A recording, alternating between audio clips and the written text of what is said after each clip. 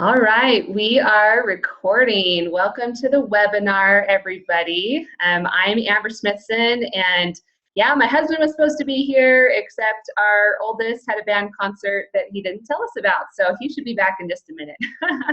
But we're just so happy that everyone's here. We have a lot of clients on the webinar. We have health coaches, and we have challengers in the health games, and all of the above. Doctors, nurses, everybody. So we just want to welcome you. And if this is your first time on a client support webinar, then a big welcome to you as well. So let's get into it. Let's start off with a poll. We have, about 100 people on right now, and more just joining us second by second. So our first poll is, let's see, let me bring it up for you. Launch polling. Have you connected with your coach? So just go ahead and click on your screen if you're on your phone or on your computer. If you've connected with your coach, your team leader. So we just want to know. So yes, no, or no, but I certainly plan to. Because as a coach myself, I know that I love to hear from my clients and my participants in the health games, and just to hear how you're doing and if you need any help. And if you're wondering what this is on my head, I'll get to that in just a little bit. I need to be ready. Oh, Susan's got hers on her head too. Okay, I'm gonna go ahead and end the polling, and we'll share the results. It looks like 90% of you have connected with your coach or your team leader, and a couple who haven't planned to. So we're so glad. Good job, you guys. Okay, oh, we got Jared joining us. Welcome, Jared. Oh, I don't have my sleep mask. I know. You snooze, you lose, right? I better grab mine. So just real quick, for those of you who aren't familiar with Take Shape for Life, we just want to give you a quick overview so you know what it is that we do. So here we go. First of all, we offer our simple and safe nutrition plans. And those are customizable. We have our healthy lifestyle system, Dr. A's Habits of Health. We always want all of our clients and people who come to Take Shape for Life to have that education foundation, and then the personal health coach. So your coach or your team leader who invited you into the games, we're just so glad that you're here. So I asked an awesome gal named Angela to come on to our webinar and to share a little bit about her story to give you some Thursday motivation. So Angela, you are unmuted. Take it away, girl. Hi. So are you just looking for me to share my story? Yep, we want you to share your story. Give some motivation to those of them out there who are going, boy, I don't know if I can do this, or I don't know, some weeks my scale just doesn't move, or you know what I mean? Just some good motivation. So hi, everyone. Motivation. So if I can do it, honestly, anyone can do it. I'm that person who struggled with weight her whole life. Fad diet after fad diet, Atkins diet, done it. Grapefruit diet, done it. I mean, everything, and it always worked, and then everything came back on plus some. My story, I'm a coach now. My story is pretty relatable.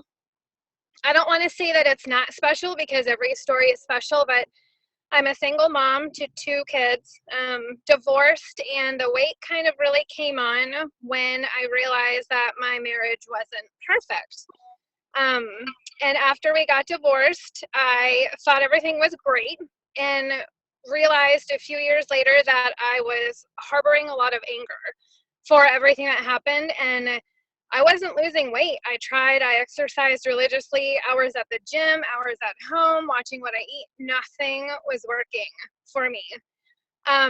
So about a year and a half ago, I found a book called The Mastery of Love, and I read that, and that started to change my life. Except there was still something that was missing, and I realized it was when I looked in the mirror, I was just so miserably unhappy with what I saw.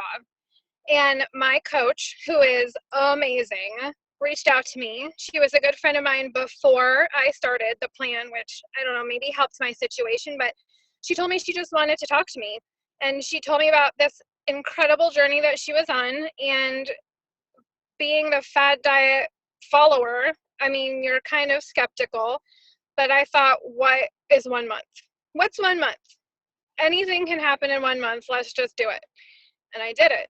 And in that 1 month, I feel better now because I'm a year into the plan. But in that 1 month, I felt incredible.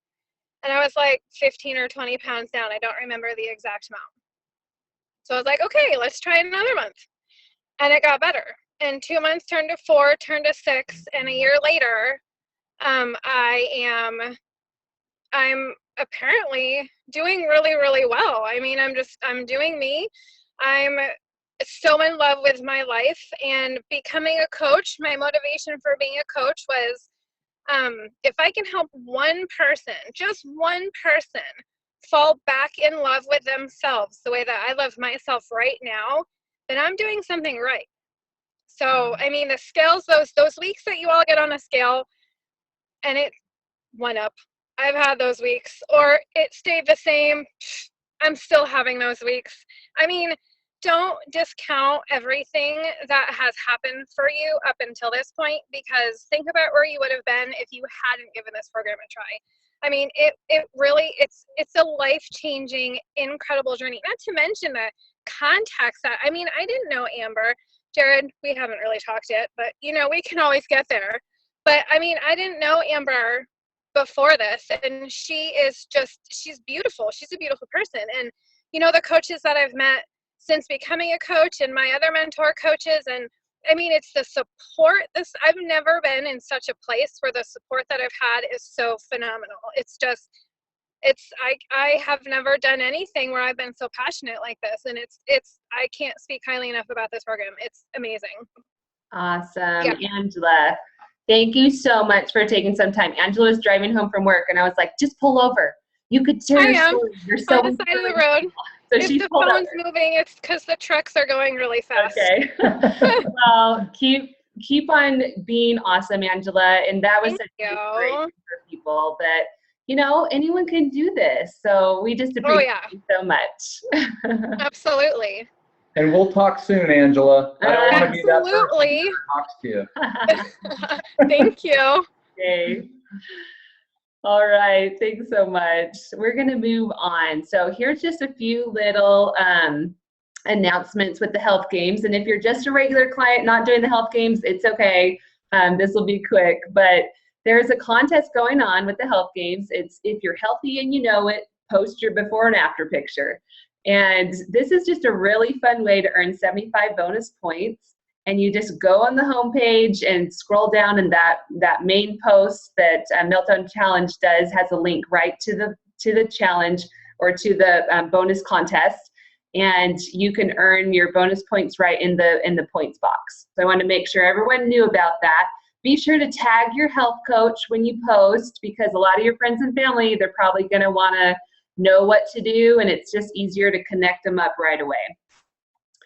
So, okay, let's have our second survey real quick, because we're getting into our topic of sleep. So let's see, let me bring up the poll here. Launch it. How many hours do you sleep nightly? So go ahead and click on your phone or in your computer. The first option's less than 6. Second is 6 to 7 hours. 7 to 8 hours is the third option, or more than 8 hours. So those are your choices, and we have lots of people voting. Okay, I'm going to give you 5 more seconds. All right, I'm going to end the polling now and share the results. So it looks like a bulk of you, 44%, are getting 7 to 8 hours. Way to go, you guys. Followed up by 6 to 7 hours. I think people are learning in the health challenge and with their health coach and all of you clients out there. Pretty sure that those are awesome numbers. Those are better than average for the country that we'll see in just a little bit. So I'm gonna have Jared talk a little bit about if you're getting enough sleep. So an estimated 50 to 70 million Americans suffer from sleep disorders or deprivation. Only a third of Americans get the recommended 7 to 9 hours. When I think that the only time I ever got enough sleep was when I was a baby, right? and they sleep like 18 hours a day or something like that. No, but really, one of the things about sleep that, sleep has always been one of my weaknesses with health. And I'm not afraid to say it, I'm really good with my eating program after being a coach for 7 years. And I'm really good with exercise, but sleep has always been something that has kind of evaded me. But the more I know how to do it, because it's about focus. And so if you really want it, reach out to your team leader or your health coach and ask them for some tips on it. I'm sure that we're going to go over a few of those tips, but okay,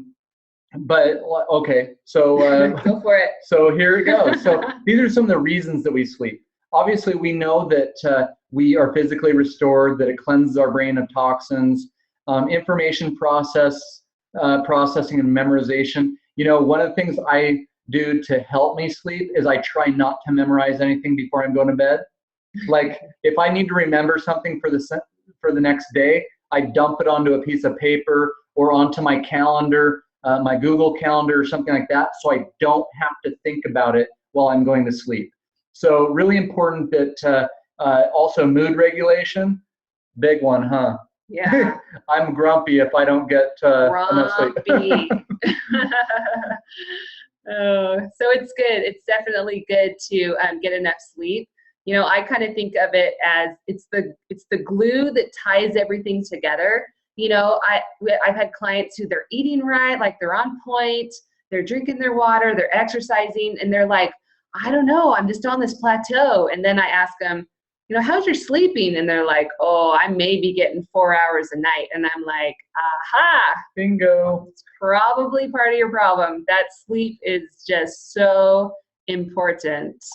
So here's a few questions. Do you wake up tired in the morning? Need a nap in the afternoon? You fall asleep watching TV or movies? My mom, she never sees the end of a movie, right? Have frequent small accidents, have trouble focusing on your job, sleepy after lunch, irritable or depressed. Frequent small accidents, is that because you're drinking too much water? I think it means like you run into stuff. Yeah, but I had the same thought process. We drink a lot of water here. Feel like you're not getting anything done, or you need to drink alcohol to get to sleep, or you have to have several cups of coffee or energy drinks just to get through the day, or having difficulty falling asleat or staying asleep. Have you ever been so tired that you can't go to sleep? I have so many times in my life, and a lot of these other things on this list contributed to that. Okay, so is it all the single ladies? No, yeah. All the sleepless ladies. So here's some stats here about women. 5 hours of sleep or less, you're 45% more likely to have heart problems. That's a crazy one. Or how about 6 hours of sleep or less, you have a 20% higher risk of obesity. Or here's a study, England's Warwick School of Medicine found that getting less sleep almost doubled the risk of obesity, even in children as young as 5 years old. That's scary. At 5 years old, I just recently saw a chart that based on age, and 5-year-olds are still like in the 9 to 11 hours of sleep that they need. So as they're growing and stuff, they just need more. By the time we're like 90, we only need like 2 minutes of sleep a day, right? Uh-oh. No? We're saying that people are not seeing the slideshow. Darn it. Let me see if I can fix it. I'm glad that you guys told me that, because we had some awesome slides. We all have our sleep mask on, which is really good, but let me see if I can get the slideshow working here. Okay, share screen. Sorry about this. Technical difficulties here. Okay, slideshow. This one? Okay, are we seeing the slideshow now? Okay. Susie says yes. It was stuck on the first one the whole time. Oh well, that's okay. You could still listen, right? Okay, so we went through. You guys still seeing this? You seeing the stats? All right, hopefully. Sorry about the technical difficulties, everybody. Okay, so evaluating your sleep. Oh, yep, they got it. Family said they got it. All right, so evaluating your sleep. In the Habits of Health book, there's actually a really cool resource, and it's in Appendix E. I totally forgot to look up the specific appendix, but it's back at the back of the book, and you can actually evaluate your sleep and make notes on, how many actual hours of sleep you're getting. So a lot of times you'll go, oh yeah, I go to bed at 10 and I wake up at 6. I must be getting 8 hours. But, is that really what you're getting? You got to subtract the time if you're reading in bed, or, if you, in the morning, you wake up a little earlier, you're on your phone, like checking Facebook, or, which ones are you out there, right? The amount of time that it took you to get to bed. Exactly. And so the result is your actual sleep time. And then also how restful your sleep is. Not just the time, but what hours did you actually sleep? Did you have to take a nap, and for how long? Some of the questions that we went through earlier, if you had to have the energy drinks or the coffee or watch TV. So, and also there's different stages to sleep. You really want to get into that deeper sleep where it's more restorative and recuperative. And hey Amber, I'm sorry to interrupt you, but it's not in presentation mode still. So it's still on the All the Sleepless Ladies slide. It's not in presentation mode. That's the problem. Okay. Sorry. No, thanks, Robin. I don't know why this is not working. I hit the presentation slideshow thing. Slideshow.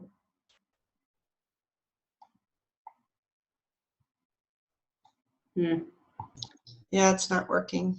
Okay, well, I will do it from over here. All right. We're just gonna go straight to here. Can you guys see this over here with this guy? Yes. Okay, we're just gonna go from that. All right. Because this right now is kind of like psychological torture when I'm typically a very techie person and I can't get my computer to work right. So sleep deprivation is another form of psychological torture, similar to this. And it's often considered worse than going without food or water, they say. And it just rapidly erodes your emotions and self-confidence and results in erratic behavior. So do you ever feel like that?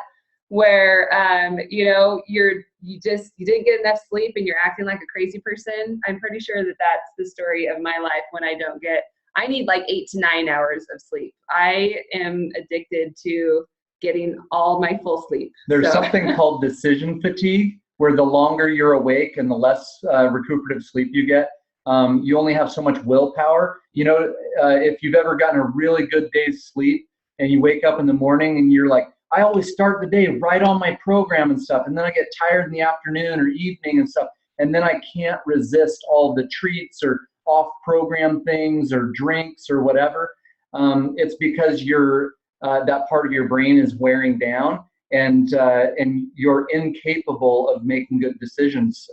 So it's actually a good thing to just sit down and relax, take some deep breaths, recuperate that way. But your nighttime sleep, getting that full 7 to 9 hours, depending on who you are, what your age is, and so forth, is so important to that.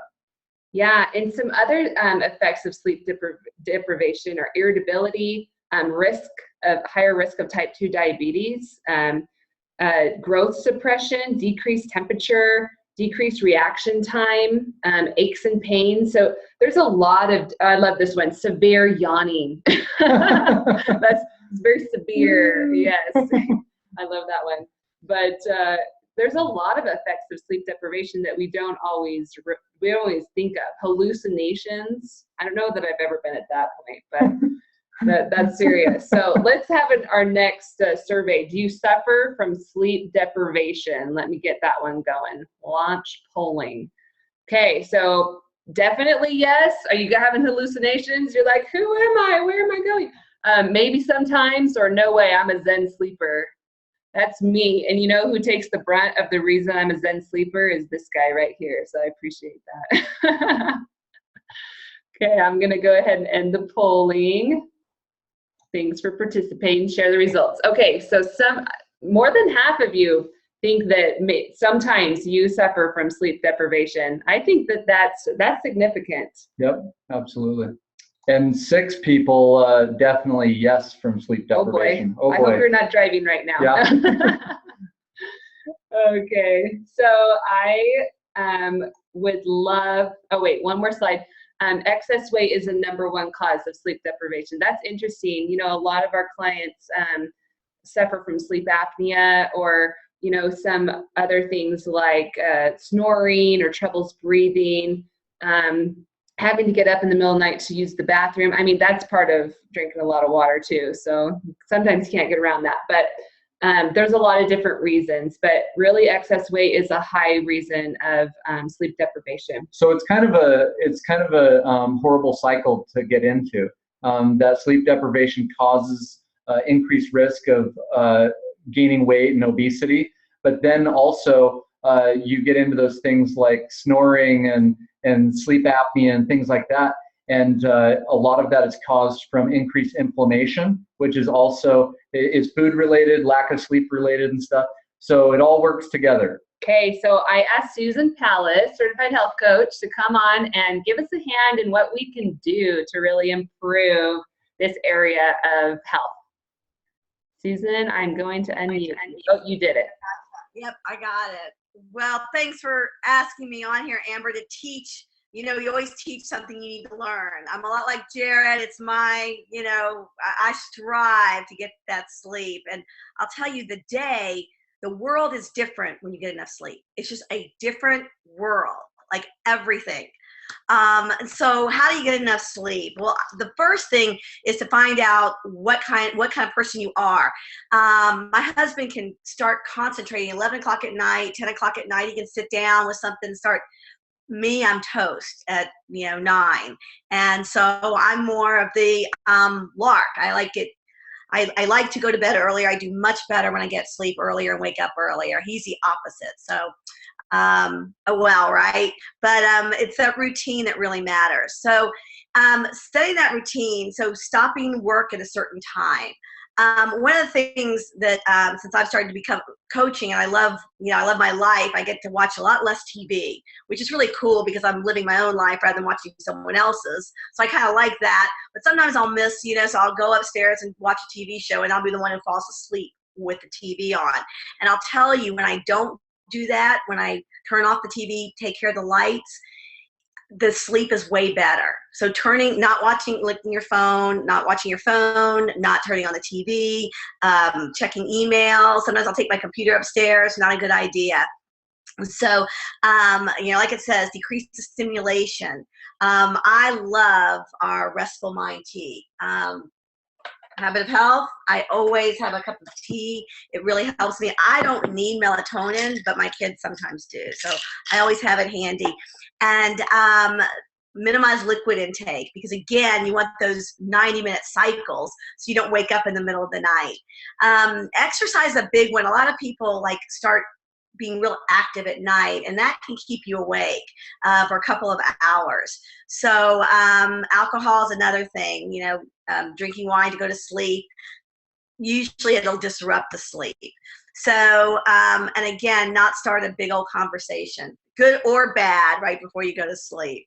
So another thing that I noticed, when our program teaches us to eat every 2 to 3 hours. And when I noticed becoming a coach, a lot of my clients, the first thing they noticed when they started eating well was their sleep got better.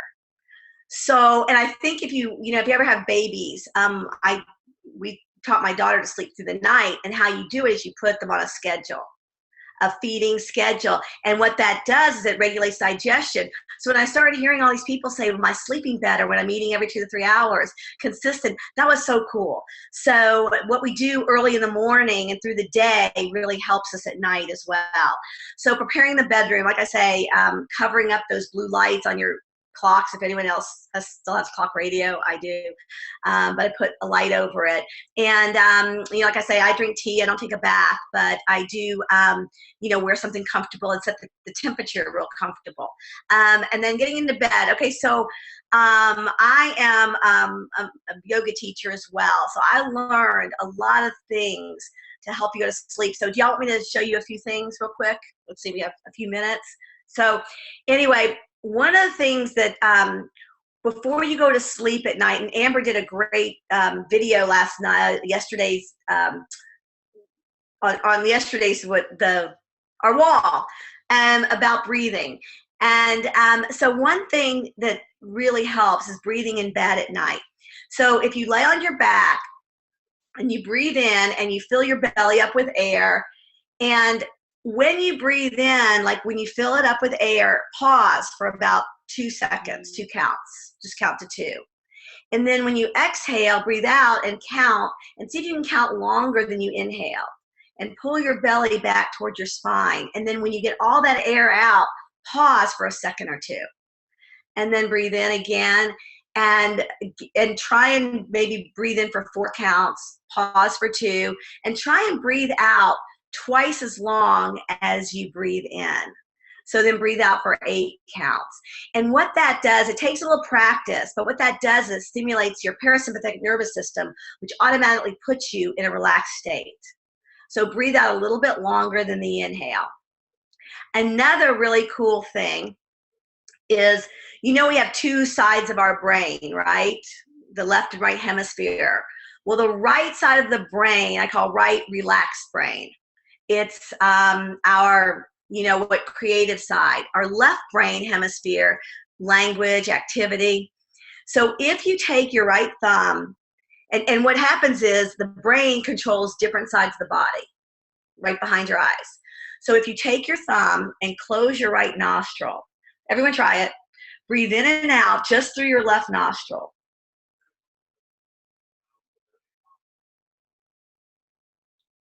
If you notice, you're going to start getting a little sleepier.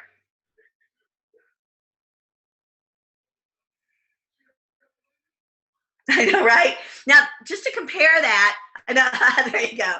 And just to compare that, take your left thumb and close your left nostril and just breathe in and out through your right. That activates the left side of your brain. Do you feel a little more alert? And oftentimes what will happen if you're like awake at night, sometimes your nostril is clogged and you're just breathing through your left nostril. You're just activating your thinking brain. So if you can lay on your left side, it lowers your blood pressure, and just breathe in and out through your left nostril to activate your relaxed brain. And another thing, and we're going to end real quick, but to get into a meditation, if you take a big yawn, just breathe in a yawn. It helps relax the body and the brain and allows you to go to sleep. And if you have trouble going to sleep, one of the things I learned, don't fight it. Just close your eyes, breathe, rest. And a lot of times that's even more restful. Meditation is more restful than sleep, because sleep you go unconscious. So if you consciously relax, just rest your eyes, and then, whatever happens, just rest instead of fighting sleep. Awesome, Susan. I love it. Those were so many good tips. So amazing. Thank you so much for your time and coming on. I love it. So here are just a few little thoughts before we end is let's help awaken America to the benefits of optimal health. So we talked about sleep. Now we'll talk about waking up, right? Awaken America. And if you found value in this webinar, then feel free to pass it on. We'll get the recording out there. It'll be on your wall if you're in the challenge, or you can get it from your coach. And, we need more people who are part of the cause. And part of that is becoming a health coach. And so just to wrap up. I didn't get good sleep until I became a coach. That's true. If you are interested in really paying it forward and helping other people in your world, then maybe you want to win a scholarship. We have a limited number of scholarships for becoming a health coach for your license to be a coach for 1 year. And we want to give those out. So we're going to get this link for you to apply for a scholarship. And when they're gone, they're gone. So we can't promise everybody one. But if you want to see if you're going to be a winner, then we'll get that link out. So thanks everybody for being on. And speaking of health coaching, we are going to be starting our new health coach training webinar in just a minute. So feel free to stick around if you'd like to kind of learn more. Or if not, then we'll see you next week. And thanks for joining us.